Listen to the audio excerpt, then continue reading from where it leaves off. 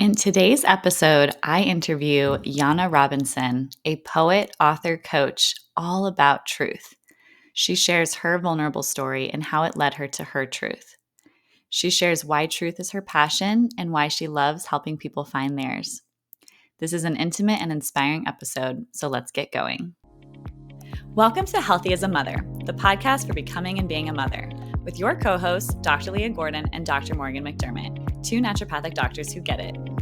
Each week, we teach you how to be the healthiest mother you can be, from fertility and preconception to pregnancy and birth prep, through postpartum and throughout motherhood, empowering you with the natural health guidance and education you're not getting elsewhere, so you can confidently navigate the broken system at large. The real, the raw, the untalked about. And remember, this information is not intended to diagnose, treat, or manage any disease. Always consult with your doctor before making any changes. Did you know proper hydration and mineral balance are key for hormone health, fertility, and preparing for pregnancy? That's why Dr. Morgan and I love Relight from Redmond, the real salt people, a USA-made electrolyte powder made with unrefined sea salt and 60-plus trace minerals, plus bioavailable potassium, calcium, and 2 forms of magnesium. And yep, they taste amazing. I'm a lemon lime girl, but Dr. Morgan's all about that strawberry lemonade. Head to redmond.life and use code HEALTHYMOTHER for 15% off. Again, head to redmond.life and use code HEALTHYMOTHER. Stay hydrated, ladies. Janne Robinson is a poet, author, coach, and the founder of Your Truth is Your Medicine, a year-long program that has supported over 1,000 people in creating authentic belonging across every area of their lives, career, relationship, family, place, voice, and self. For over a decade, Janne has guided people in building lives and businesses rooted in truth and meaning. Through more than 200 purpose sessions facilitated one-on-one, she helps entrepreneurs and CEOs identify their authentic gifts and shape careers that align with who they truly are. She also works within organizations and companies to foster cultures of meaning and belonging. Janne's work lives at the intersection of truth, purpose, and meaning.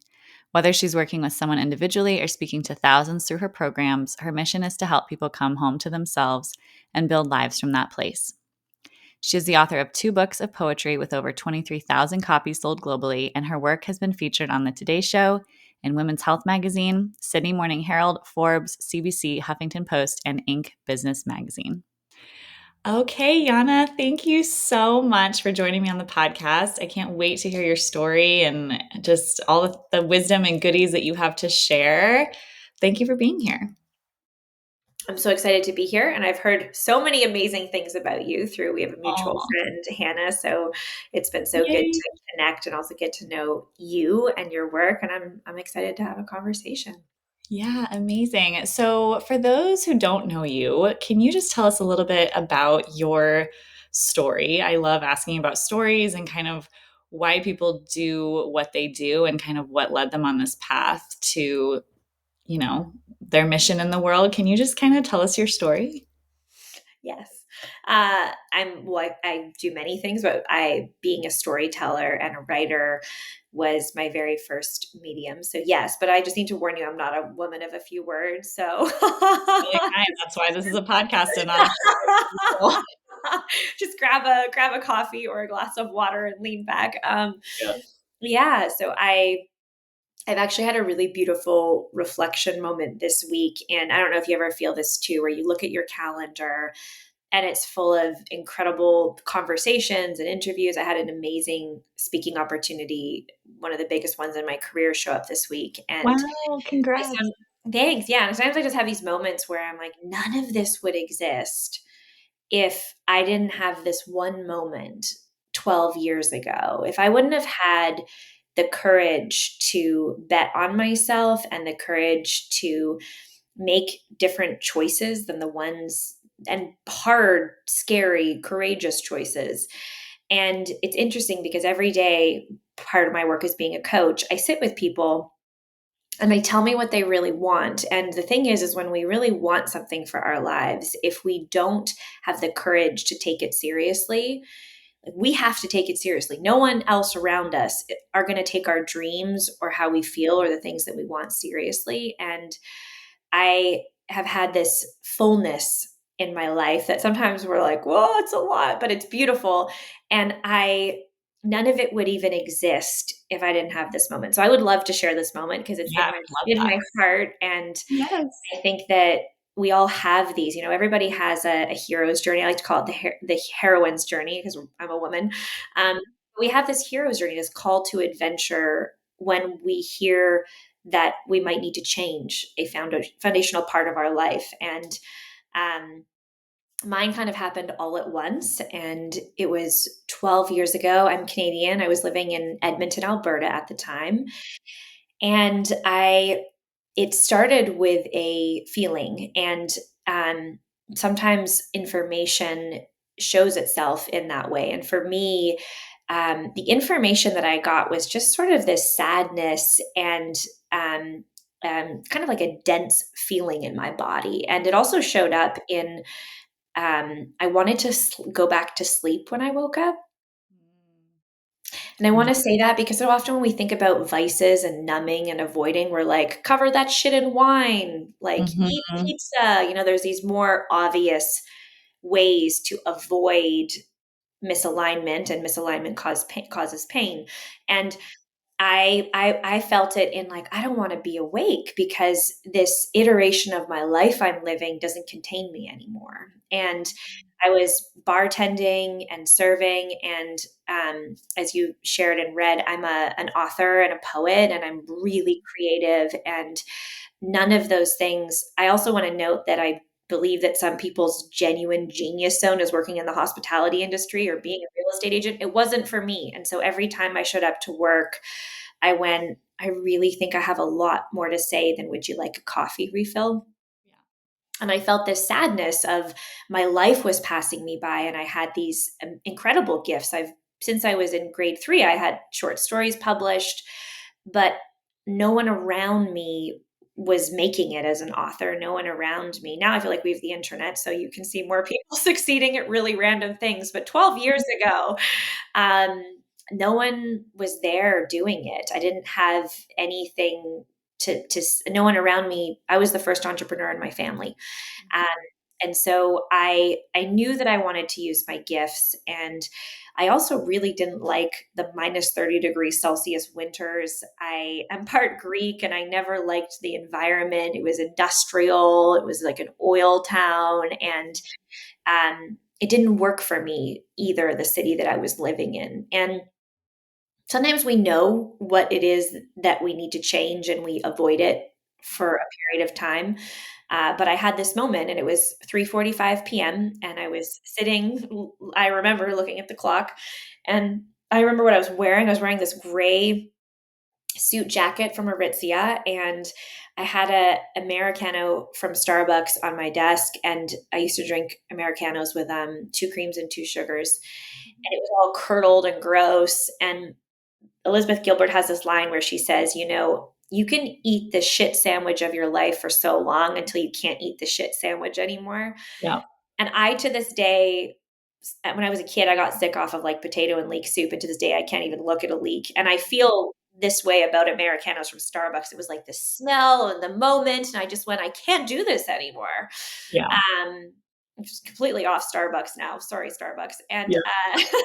Starbucks is out. And So I couldn't do it. And I remember just picking up the phone, and I went, I don't even necessarily know if this is going to work. But we have to have these moments where we claim that it is what we want. And I called my mom at the time, and I just said, I know it sounds kind of crazy, but I think I'm going to move to BC.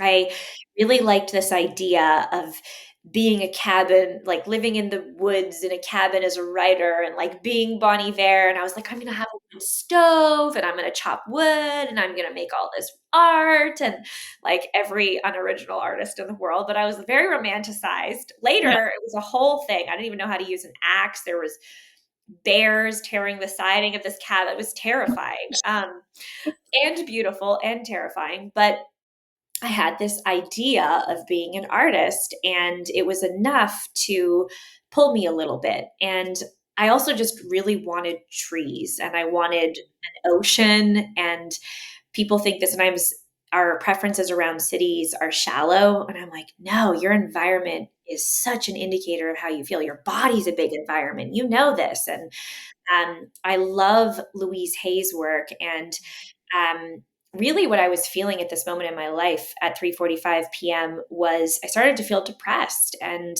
she talks about how when we start to feel trapped in our lives, the emotional cause behind depression, according to Louise Hay, who I love, is that, yeah, it can create into a space of feeling some depression in our bodies. And the way to break it is through realizing the power of choice.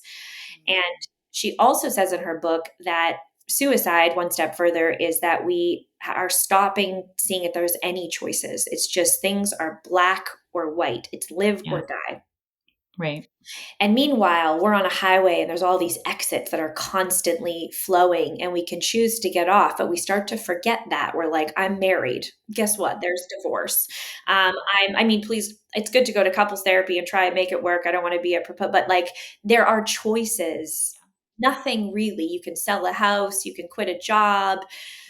The death is permanent, but okay, and some people would say there's reincarnation, but we have the ability to change and to make choices in our lives. And I, at this moment, I went, okay, I'm starting to feel this sadness and depression, and I don't want to be here. So I called my mama. Love a mom. 35, still love a mom.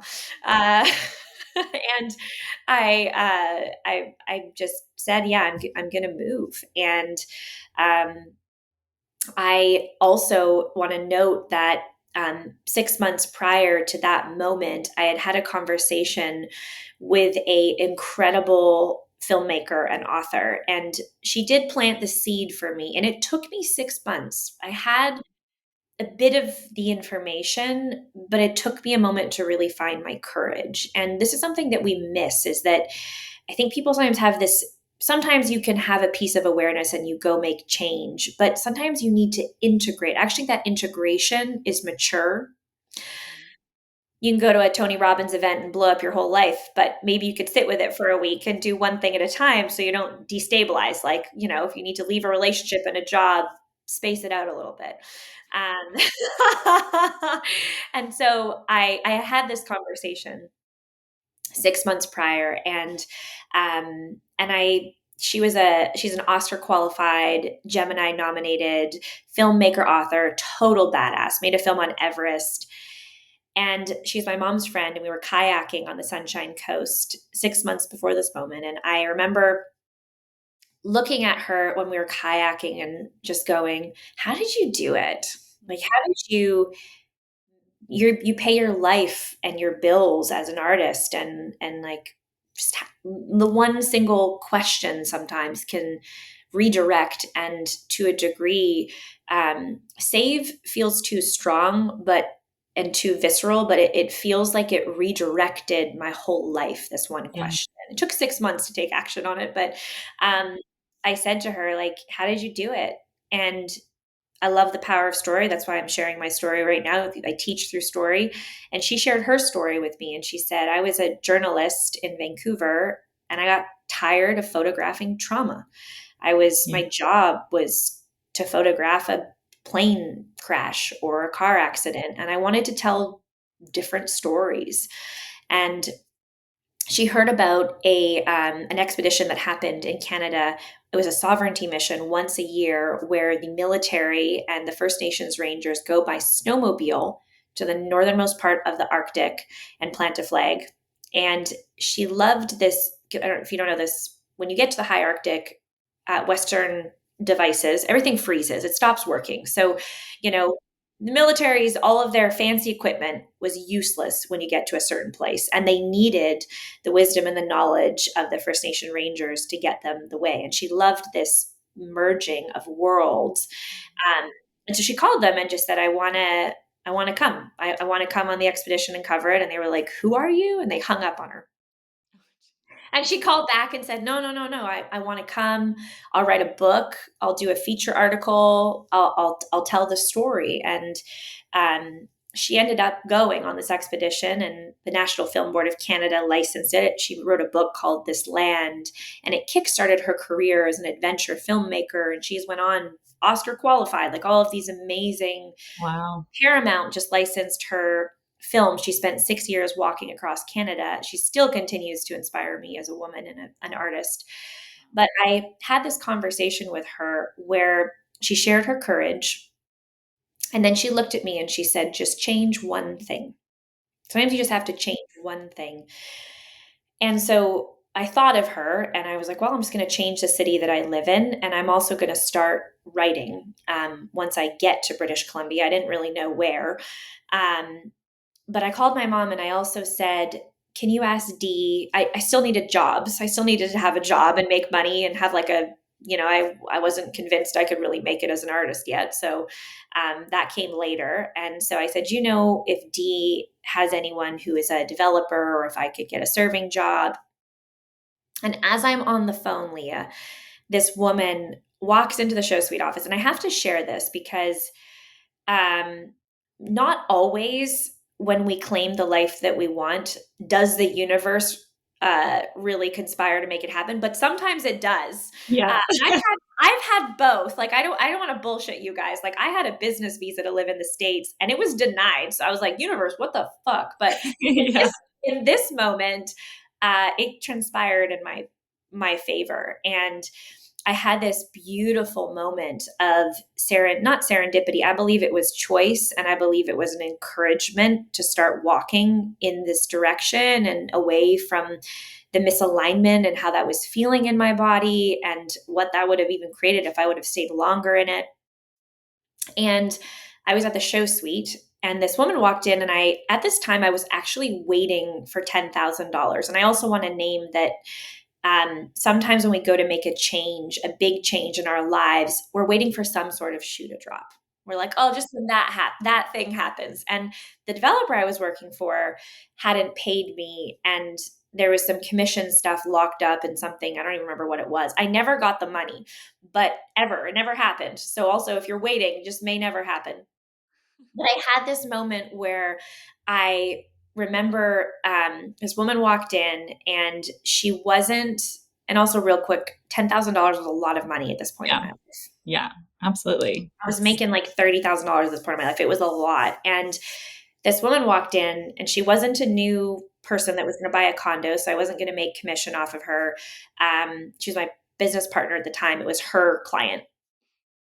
And thank God I had integrity because she was like, listen, I know you're closing in 15 minutes. And I'm like on the phone being like, you're fucking up this big life moment. And I'm so checked out of this job and Edmonton and like, lady, get out of here. But she was like, please, please, please, I'm here visiting. Can I come and can I come see my unit? And so I have integrity. So I'm like, yes. And I put on my hard hat and we walk through the construction site. And then she starts to share her story with me. And that happens. I'm a coach. I think I'm a pretty safe, vulnerable person because of people are vulnerable with me in the world because I am vulnerable in the world. And she's sharing about her dad being sick and she's buying this condo to move back to Alberta to take care of him. And then she says, I have this cabin in BC. Oh my gosh. And I'm like, she's like, I don't know what to do with this cabin. And I'm like, really? And she's like, yeah, I don't know if I want to sell it, but I don't want a stranger living there. I really care about energy. And I'm like, this is going to sound so crazy, but you interrupted a conversation where I said I was moving to BC. Where's the cabin? And she says, it's on the Sunshine Coast, which is where Dee lives. Oh, And yeah. And I'm like, well, here's the other piece is that like, how much is it? We started to talk and I was like, I don't have money. Like, I was like, I'm waiting for this money. If I move, it's going to be not a financially stable move. I didn't have savings at the time. And I also like am completely self-sustained and have paid for every dollar of my life with I wish that I had a rich uncle, didn't have a rich uncle to call. And I remember just telling her like, I'm waiting for this money. And she said, you can live in this cabin for free if you need to or want to. And just, I didn't end up living in the cabin.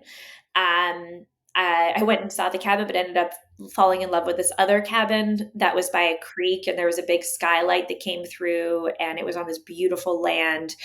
But I'm sharing this story because it is a mix. Like, I think that when we do start to claim that we're ready for this next version of our lives, there is some support and encouragement that comes from, I'm more somebody who's more spiritual, but even if you believe in a God, like wherever it comes from, I think Yeah. that there starts to be this encouragement. And Mhm.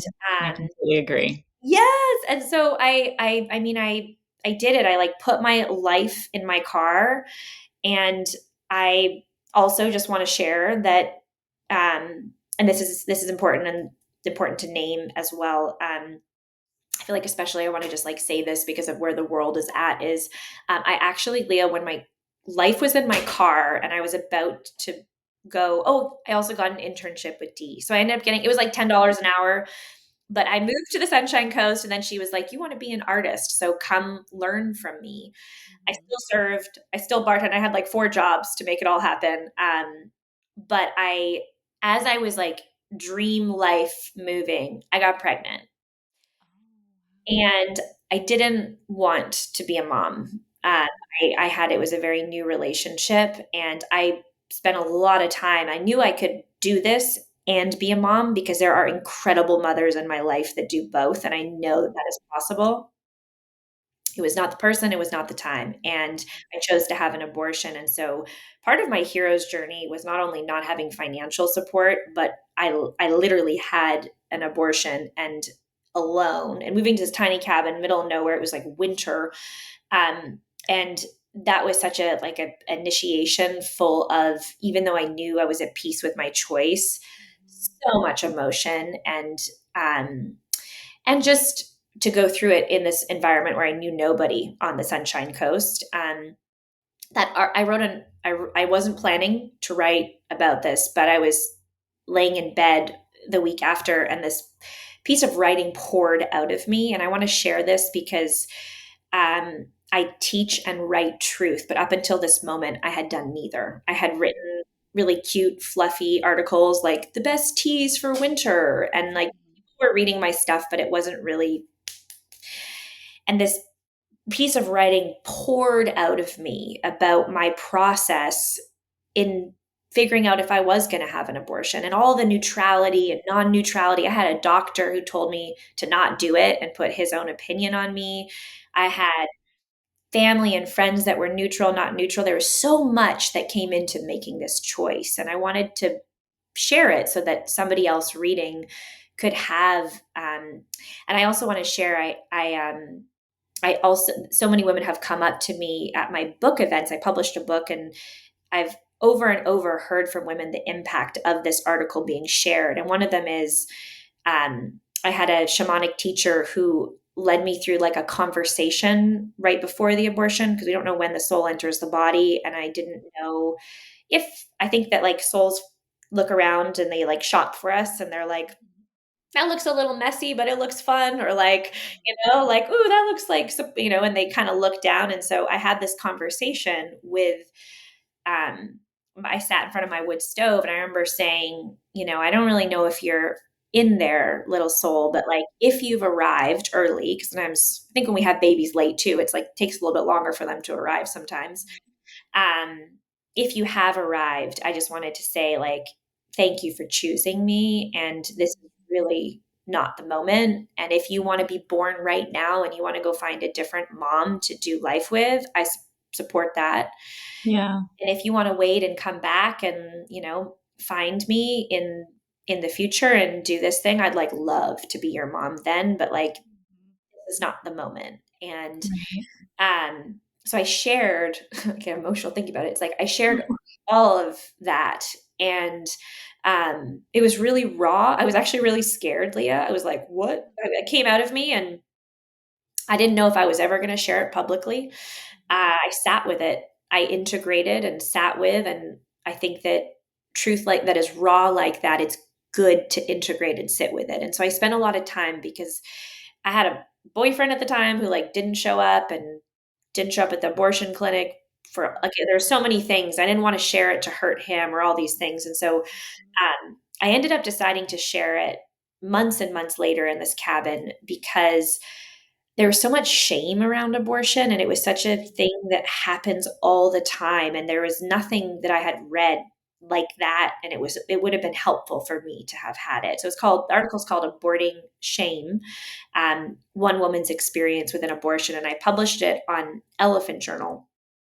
And at first I was like, I am not sharing that with my friends and family because I can handle 30 million readers that I do not know, but like hell, am I going to be in a coffee shop and have Carl from, grade 12 walk up to me and be like, hey, I read your article. Like, nope, that's way more vulnerable. And so Yeah. at first I was like, no, I'm not doing it. And then I did. And I had I decided that I was so at peace with my choice, nothing could alter that. And that I also committed to teaching through truth and my own story. And I'm sharing this moment because this was a huge part of me meeting my own purpose. And also I work with people around truth. And this was a massive moment of embracing that. And also there's also crucifixion and meaning sometimes in truth. And so oftentimes when we have the courage to be brave, we get both of it. Leah, I got called everything from Woman of the Year. I ended up sharing it on my Facebook and social medias. Woman of the Year to Murderer by my first boyfriend, who was Christian. And I also got 400 comments, messages, and emails from all of these women saying, me too. Like, I can't thank you so much for sharing. And one of them read, I was 16 and my dad dropped me off at the clinic and he told me not to tell anyone, not even my mom. And I'm 40 and you're the very first person that I'm telling. Oh, it breaks my heart. Yeah. And I saw this amazing ability for truth as a writer to really heal. And since then, I also felt like the truth helped to heal me. And since then, I have not only used it as a writer, I continued to commit to, if you ever read my writing, you're gonna be like, shit, this is honest. And that's why, just so you know. And it's bold and it's like, either repelling or you love it. But my life was transformed and my relationship to my creativity, when that moment happened, it was just like, oh, I'm going to do this. I'm going to teach through truth. And it's going to be like really hard and scary and vulnerable and sometimes messy. But I'm going to commit to teaching through my story. And I later I was spending like 4 hours a day responding to comments and messages and emails of people asking me questions about their life. And a lot of the times it was about truth. And that's what led me into coaching, which I've done for 12 years. And I work with people largely around transforming their lives through listening to that truth, which is what untrapped my life 12 years ago, led me to find my voice as a writer, my purpose, and then also like 1,000 people have been through my program, Your Truth is Your Medicine. Let's take a quick break to hear a word from our sponsors. There are so many factors that impact egg quality. Stress, toxins, and energy issues are just a few. Stress and toxins increase oxidative damage that negatively impact your eggs, and eggs need adequate mitochondrial energy to mature properly. It's so important to support your eggs no matter where you are along your fertility journey. I personally love Needed's egg support product to do just that. I helped design this formula, so I obviously love it, but even if I hadn't, it would be the one I would recommend to my patients and clients. This formula is an antioxidant and mitochondrial powerhouse that supports oxidative damage and the energy powerhouses, mitochondria. It has key ingredients like L-carnitine, green tea extract, PQQ, and ALA. I love pairing it with Needed's prenatal to get your essential nutrients, as well as their CoQ10 for an antioxidant boost. Visit thisisneeded.com and use code HEALTHYMOTHER at checkout to save 20% off your first order. Again, visit thisisneeded.com and use code HEALTHYMOTHER to save 20%. Okay, now back to the show. It's insane. And so it's not only has it just been so transformative for me, and a lot of us have this experience of something transforms us and then it becomes our career. but I've now got to work with and play with truth in all of these different ways. And I'm so grateful, like all of these, like, I'm so grateful that I had that moment. I'm so grateful that I listened and tuned in inside, because it's sometimes crazy the changes that we want to make. We're like, is this insane? Like, I have clients who are like, this feels delulu. And I'm like, I know. But we have to listen, because when we start to feel pain in our bodies, and I know, you're a naturopathic doctor, it's like so much of our emotional and mental is woven in with our physical. The cost of not listening isn't just how we feel, it's what manifests in our body from that. And so and then also I know, I also, as when I went to this little cabin, and another little tidbit I want to share is, so yeah, it was, by the way, it's really hard to like learn how to use an axe on a wood stove. And I Interesting. I was very romanticized by this idea of living in a cabin. But I also had this, I was raised by hippies, but I really like embraced, I used to straighten my hair and wear tons of makeup. And I was like Gucci, Prada. And I just was like, what the fuck do I look like?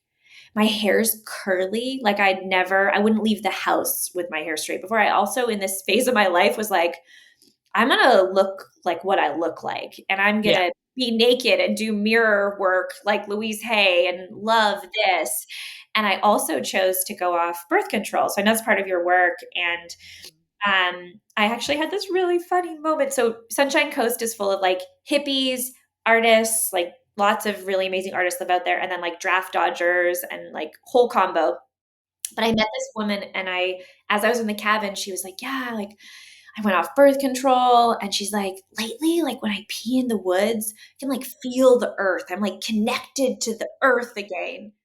And at this time, I was peeing in the woods as like I was really connecting to like myself and the natural world. I was like completely alone, surrounded by trees. So it was so beautiful. And I love peeing in the woods. I've always loved to pee in the woods, but like I really peed in the woods at this part of I miss peeing in the, I like when I'm on a hike and there's no one around, I'm like, yes, I'm gonna pee in the woods. Oh my God, that's your new t-shirt idea. I miss peeing in the woods. I don't know. I love it. Some people are like, girl, you're crazy. But yeah.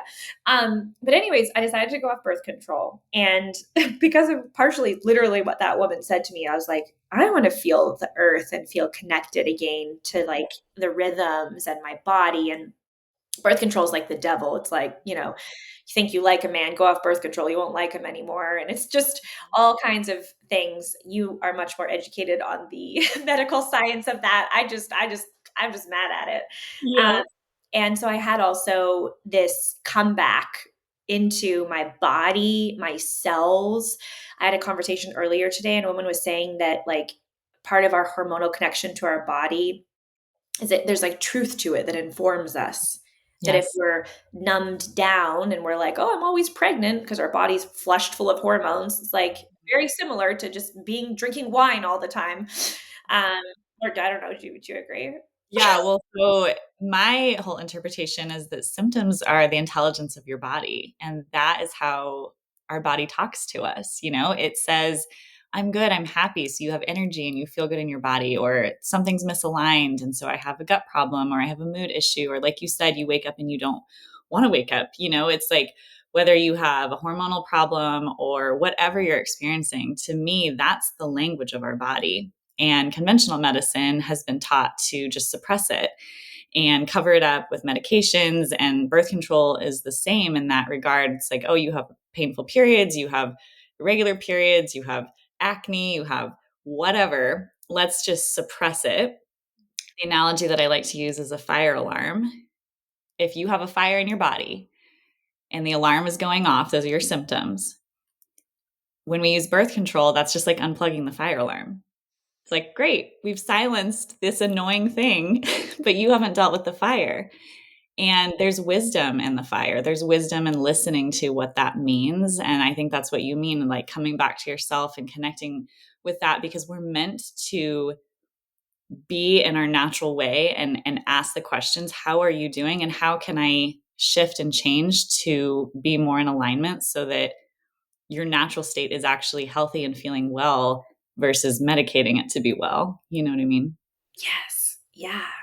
Yes, because I have a fibroid. I think I had a fibroid for a long time, and that was part of what was being masked was that pain of that fibroid.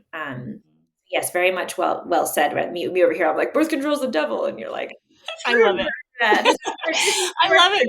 This is like why we all are needed in the world. I mean, and yeah, there's so much to say about birth control, and my biggest beef with it especially is when it's used for symptom management, because you're not doing a service. I get it where, a woman would be like, I'm in pain and so I'm on birth control. Now I'm not in pain anymore. There is a level of that is nice, but you're not really doing a woman service because you're not actually dealing with what's going on. And if ever she wants to get off of it for whatever reason, whether it's to connect with herself like you or to get pregnant, then they're like, oh my gosh, like what? Like my body is even more out of alignment and more out of flow because you weren't actually solving anything. You were just masking it. And that's my biggest beef with birth control.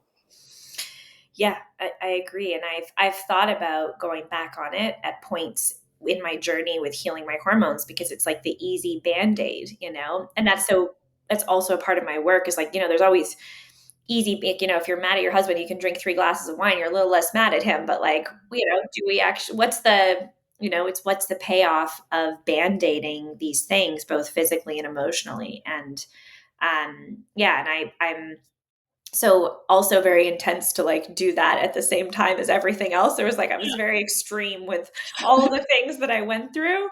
But yeah, I love that intersection of even it was just today actually, I was just realizing, oh yeah, that was also when I did it all. Yeah, Yeah. all at once. Like a life rehaul. It really was. So, I don't know what they call that in 2025, but usually you just do, yeah, you go into there's like desert things where you go and do detoxes. But so yeah, that's I mean, I told you I wasn't a woman of a few words. So I love telling stories, and yeah, that's a part of my story, and just listening to those little truths along the way. Not little truths, large truths, Yeah. sometimes little truths, but those were some big truths that I first heard. And just being able to kind of recreate my life. And so this week, I've really been feeling the impact of the choice I made 12 years ago. And this always happens because I'm gearing up to teach this program that I've teach. And spoiler alert, Leah's going to be in it. And it's not available yet. So, but nothing. But yeah, Leah will be in part of it. I'm so excited to have you be a part of it. And whenever I start to, I don't know if you ever feel this when you're about to launch something, or if it's something you've created in the past. There can almost also be a moment too where you're like, I've done that. Like whatever, it's done. I've done it. But I'm like, no. When I start to re-engage, and this is actually a 6-month build with my team and all of it, because I do this free 10-day experience, which we'll talk about in a moment, which I'd love for anyone listening to come. But we do this whole thing. And as I start to engage in it, I start to really pay attention and connect back with the actual teachings. And so like traveling back in time, but then also, it's like I have a moment of stress and it's like, do I pour a glass of wine or do I like meditate for 10 minutes? And I get to see those pathways and things that I work with people in show up. And I love that. It's like it enchants me again with work that is not new. That's 12 years, in the past. But that being said, every time I do this program, like we're adding new teachers of truth and new people coming in to share truth in different fields and modalities. And I also do like there's new people every time and there's new stories. And so it's always kind of new to me. But yeah, I felt today just so grateful. I got this massive speaking opportunity. Like I'm going to have to go find a speaking training coach for it. It's huge. Wow, Yeah. Big, big, big. Brene Brown was one of the previous speakers. Oh my gosh. Like Amazing. top 3. And none of that is possible if we don't meet ourselves in truth and if we don't start listening. And for you, a lot of the times clients are bringing you truth as symptoms or things in their bodies. For me in my work, a lot of the times it's, hey, Yana, I'm emotionally feeling trapped. Hey, Yeah. Yana, I'm emotionally feeling apathetic. And Yeah. sometimes I use, go ahead. Yeah, I was going to say, can you go into like for someone listening, how would someone know if they aren't listening to their truth or how, because sometimes that might feel abstract to someone to be like, well, I don't know if I'm living my truth or if I'm in my truth or what are signs that I'm not. Like, can you speak to that a little bit? Yeah. I think that like it's how we feel. So we usually feel a degree, I think if we're connected to how we feel, because some of us live top up in our heads and don't sometimes tune in as deeply. You got to pay rent in your body first to be able to feel the feelings. And that's a journey some of us have taken. And I think we can continue to take. You got to pay rent to get in there. For me, my very first indicator is how I feel. And so if I'm feeling pain or anxiety or like really for this the course of what we're going to say, I'm going to say like if you're starting to feel apathetic or like a little depressed or a little there's like a bit of a feeling of that. I think usually for me, I get really curious around where is this coming from? Because there's some big core elements of my life that are environments for me. And one of them is my work. Big one is our relationship, our core, if we have a partnership or a marriage. How's that environment? And friendships, core friendships. Sometimes there can be something off in a friendship and you feel it inside. So friendships are our community, or those are just as important. Even family relationships, we can have stuff off and know that we need to have a conversation, a sweaty, uncomfortable conversation, a boundary. Our health, our relationship with ourselves. Like I start to feel off sometimes when I'm not caring for myself or doing some of those pieces. So there's kind of these containers or our cities. Like some people really do need to move, and that's part of honoring how they're feeling. Is I have this amazing woman on my team, and she's a singer, and she moved to Nashville, and that was a huge part of what she needed, and a truth that she had to honor as well. Is that like cities are also sometimes just for a season or a reason, they're not, so it's like not always a lifetime. And so I think that for anyone listening in being like, what do you mean truth and listening? I hope that you have connection to your feelings. And if you can tune into how you feel, my barometer on the scale was depression and feeling trapped and wanting to sleep all day. Like I said, like literally waking up. If you wake up and you don't want to be awake, or you want to turn the TV on or zone out on your phone or get drunk or go shopping for a bunch of fake dopamine that's going to wear off. Um, Even sometimes dysfunctional like junk food relationships or things can be distractions or things that we're engaging in. But those types of pieces are usually an indicator when we have vices of something being off. Like we're numbing and we're avoiding it. And if you're reaching for those types of things, whether it's wine or whatever it is, um, it's good to look at what is that thing that maybe is causing me pain. And you do physical pain. So maybe if you sometimes, yes, you need a doctor and there's like physical pain. I don't want to, but like if you're feeling an emotional pain, Yeah. but yeah, but like mainly I'm talking about emotional pain. Um, yeah, that is an indicator. I think that something's not in alignment. Like if your knee goes out, your knee's going to be in pain. I think your emotional body is very similar. It's like, Yeah. hey, and sometimes it's like your partner is maybe cheating on you and having an affair, and things just feel off. You don't even have that information yet, but you have this feeling of something, of an absence in the marriage or the relationship. And that feeling is information of maybe the truth is I just need to go have a conversation. Something feels off. And women are fucking witches. We are so intuitive. We're right a lot of the time. Not to like feed the confirmation bias, but Yeah. sometimes it's our past or fear, but like when you have a feeling, and part of my work is around expression and communication, it's so important to have those conversations. Hey, you feel a little distant this week. What's going on? And listening to that truth that came in a feeling and then taking action by communicating is really important. And then if there's actual proof and data that that person is cheating on you and not changing behavior, the truth may change into, I need to leave. I need to protect who I am and not abandon and leave because this person isn't willing to do their work to step back in. So there's little moments of truth and there are larger moments of truth, and they require different degrees of courage. But I think that, and again, sometimes the truth is I need trees. I was like, I want a cabin and I want to do the whole romanticized little moment. Yeah.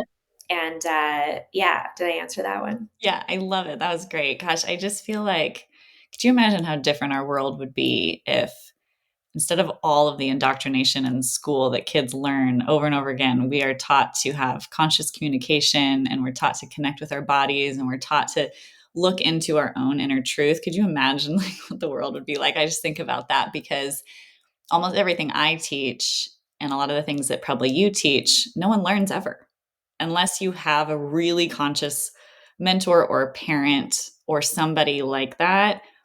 Where do you learn these things? I mean, how do you learn how to have these hard conversations with people that you love and how to, navigate challenging situations and how to connect in with your body? I mean, people just don't know these things, and that's so sad. So even to say something like just connect with yourself, some people might be like, well, I don't even know how to do that.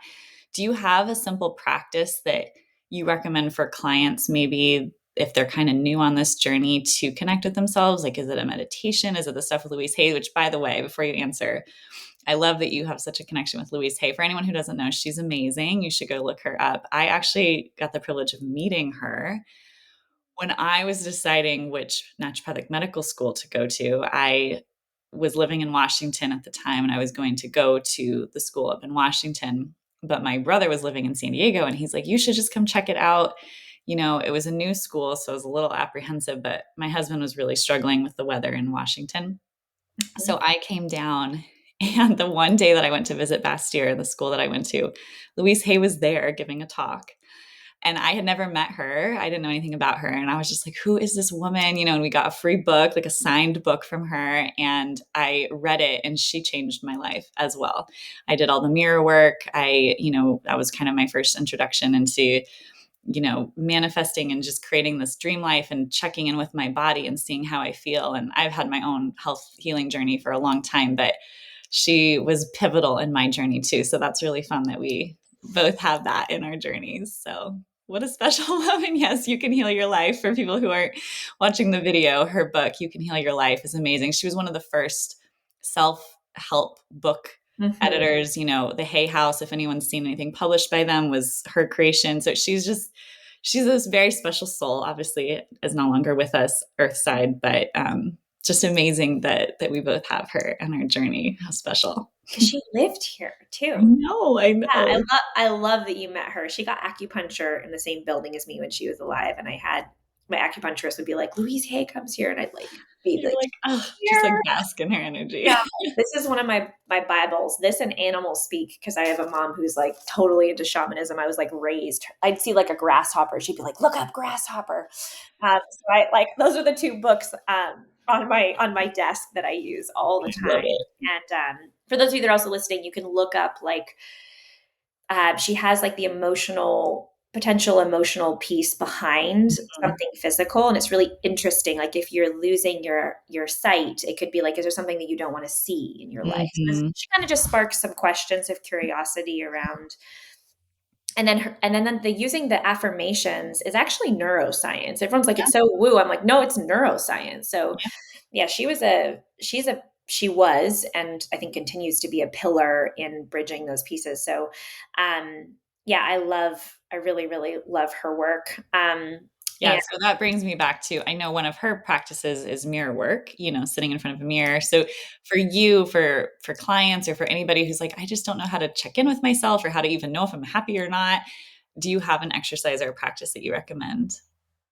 Well, two things. You should come June 2nd to 12th, and it's a free thing. I'm not selling anything. We have a session inside of this free experience live where I'm going to talk to you about vices and numbing. And I would say, Leah, for anyone who hasn't maybe tuned into how they feel, the very first thing we need to do is look at how we're avoiding feeling and how we're Mm, numbing feeling. And love that. so the very first step to that is stopping the vices and the numbing. And so if you know that one of your vices is drinking wine, um, don't drink wine and see how you feel. If one of your vices is shopping or being a workaholic, see what happens if you go take a couple of days off work and you're alone, what shows up. Because a lot of people that I know that are busy go into crisis when they're alone. They're like, okay, there's stuff here and it was full and now it's not. Yep. um, I love and that. That's great and advice. yeah, so that's one of the first, and I'm actually teaching a whole 2-hour session on that. So I would say, like, come learn and we can talk. There's a workbook and Yeah, reflection. can you tell us more about this free event? Because that Yeah. sounds so great. Yeah. So once a year, I film a course live, but it is this incredible community experience where it's free and you get this like front row seat. It's exclusive. You do have to like apply, and there's an application to be. Sounds like weird, but like to be a beta. Beta means to test, and so basically, I'm testing curriculum and content for a course. And I like to teach things live. I'm like a live teacher. I like to do things with people in the room, it gives me energy. And then in exchange for feedback, there's an opportunity at one point to share, and it doesn't always have to be positive feedback, but like, hey, was it helpful? Um, and we do 3 teaching days. There's 3 curriculum focused sessions that are kind of like 3 mini workshops on a Wednesday, Thursday, Friday. So it's like, I think it's the fourth, fifth, and sixth. And then you have like catch up days to watch the recordings. And I do 2 hot seat coaching days. And we talk about, there's a whole session on vices and numbing, which is that zero point 0.5 of, also one of my ways I avoided was travel. Ugh, I was like a travel junkie. I was like, put me on a plane to Thailand and let me forget about how misaligned my life is. I'll just kiss an Australian man and drink a margarita. Um, Yep. and yeah, that was probably one of my biggest. Alcohol has actually not been one of my vices. I know I'm like making jokes about wine, but travel was a big one. Netflix was a big one. Work was a big one, and sleep.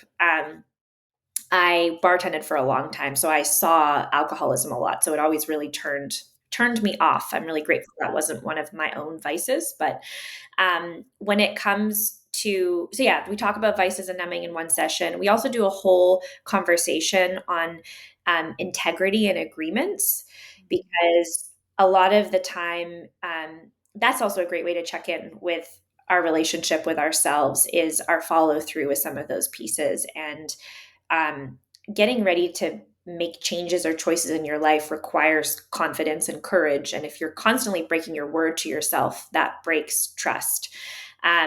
We do a session on the masks that we wear.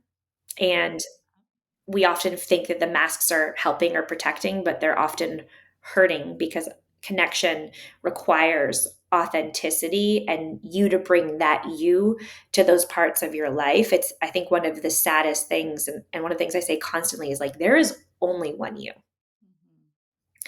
So we get to have this conversation once. And if I don't bring it, I'm robbing you the experience of knowing the only me that ever exists. And that is why it is critical that we take off our masks. And here's the scary thing about taking off your mask is, yes, sometimes relationships will fall out of your life. And sometimes they will get so much better. And so there is risk, and there is also this really, really beautiful reward of meaning and fulfillment. So I we teach, there's way more, but that's some of it. And then we do hot seat coaching. And the one thing I want to say is that there is some healing that I believe needs to happen one-on-one in a room with a therapist, and I'm all about that. Larry Laveman, Solana Beach, I have my own, I get it. But there is healing that only happens in community spaces like this, where we witness and are witnessed. Because here's why. When I'm working with somebody one-on-one, I'm looking at them. And if you're looked at, your survival patterns, your defense mechanisms are all like, you're looking at me. And I'm like, I am looking at you. And they're like, I don't know if I'm going to let it in. But when I have somebody in the hot seat, like we do for 2 days, and it's really beautiful to come, people have the most profound and biggest breakthroughs sometimes through the question of somebody that they don't even know. Yeah. Because if I'm working with somebody who, for instance, like has, and often it's because it gets rid of the shame, because when you're alone one-on-one with a therapist in a room, you can still walk away with shame. But what happens in these community experiences is if I'm doing a hot seat and coaching somebody and there's like 400 people on a call, one person could be in the bathtub eating snacks, video off, and all of a sudden I might start to hone in on a particular vice. Like actually, like sometimes it's sex or masturbation that people are using to avoid pain. And I had a woman once who like told me that was her vice, which was I love because I think stereotypically we associate it with men, but it was a woman. And I start to get in this conversation with her, and I can guarantee you, we think we're so unique in the ways that we avoid pain and that we numb, and we aren't. This human experience is so shared. And there will be somebody like in a bathtub eating snacks that stops and goes like, oh my God, this is me. And then I'm going to say something to them, not them, but the other person that they're going to hear, and it will land in their body differently because I'm not looking at them and they're not Right. protecting. And this huge expansion happens where that person feels less shame, and the person people are transforming and you don't even know about it because they're all there. And so there's this, you have to do, I do community work. I go and I receive, and I went to Peter Levine's retreat in Sedona and sat with a bunch of people and did the hard work. And that's part of the integrity of holding space for me of communities, is I know the power of it. And so I go do it. So yes, please come. It's June 2nd to 12th, and it's called Meet Yourself in Truth. And this also is the prerequisite step that I had to do. There's some work that we sometimes have to do to like get ready for change. And if you're needing a bit of encouragement around, yes, connecting maybe to how you feel, or you're hearing me talk for the first time, and maybe I'm your very first time that you've heard about self-help or personal development in this way. I'm also really fun. I'm really bold. I'm very expressed. I'm really fun to learn from. I'm very different from all the other flavors of ice cream out there. But this is a good prerequisite. And then also, it's a beta because I pull out actual curriculum from my 1 year program, Your Truth is Your Medicine, to test with people. And spoiler alert, Leah's going to be a teacher in the 1 year program. So, I'm very excited for. And then also because I like really value transparency as well. At one point in this 10-day thing, there will be an invitation, and it is just an invitation if you wanted to join the 1 year thing, because we're testing it. And if you like it, you should come. But if you don't want to come, don't come, just come for a free 10-day experience and like get some personal development, look under the hood of the car. We uptune our closets, our cars. Like, when was the last time you really sat with yourself? So I also name in session 1, like everything. So it's a fully transparent experience. And yes, Leah is going to be doing 2 talks because we could not nail it down to one. So brilliant and has so much genius to give. And and Leah, I also just want to say thank you. It takes such trust to bring somebody into our audience. And I appreciate you trusting with me and bringing me in here. And to everybody listening as well, like, your presence and attention, there's so much competing for it. Yes. If you've got this far in this conversation, thank you. Thanks for the gift of your presence. And if this is it, I loved this. And if you want to come hang out in real life, everything's filmed live. Tell me that where you came from, Leah, so I can see you in the chat box. And if that abortion article is something that you want to read, it's on Elephant Journal. I feel like it's a really good resource if you have somebody also in your life that might feel alone in that experience to share. So that one's on Elephant Journal. This is so good. I love the work that you do to support people, because naturopathic medicine is so much more curious and investigative and holistic. And you are that anyway. And so thank you for also helping people to look at the physical pain and in the dynamic and beautiful way that you do. I just like the second I met Leah, I was in love with her. You're so sweet. I know. We had a very fast, we had like a instantaneous piece. And so I understand why everybody is here for you. And I'm so excited to have you be a part of this. But yeah, and thank you for having me here and spending time in your day hearing my story. Thank you so much. Thank you for sharing. I feel like a lot of people are going to resonate with so much of what you said. And I am so excited for this 10-day event. I'm going to go myself because I love all of this. If anyone's listened to any of my other podcasts, I talk so much about the work and the healing and everything that's gone into my journey. And these are the kind of things that I have done and the kind of work that is required to get to the place where you have true healing. And so I'm so excited. I can't wait. And there is a link if you guys want to apply to be that beta in the show notes of this podcast. So check that out. And thank you for coming on this show, Janne. I'm so thrilled that we got to connect. Me too. Thank you so much, Leah. Before you go, there's one last thing. Did you know that we have a swag store now? The Healthy as a Mother store, where we sell amazing merchandise that is fun to wear. We have shirts and hats and sweatshirts. We have drinkware, bags, journals, all of the things that are healthy as a mother or related to motherhood in general. We would love if you could support our podcast by checking out our store. We love doing what we do, and it's really helpful to get the support and also to spread the word and share our amazing brand with the world. And you get some really cool, awesome stuff. One of my favorites is the crop sweatshirt and one of our glasses that we sell that says Healthy as a Mother. I just think it's so great. So head to www.healthyasamother.com/store to check out what we have.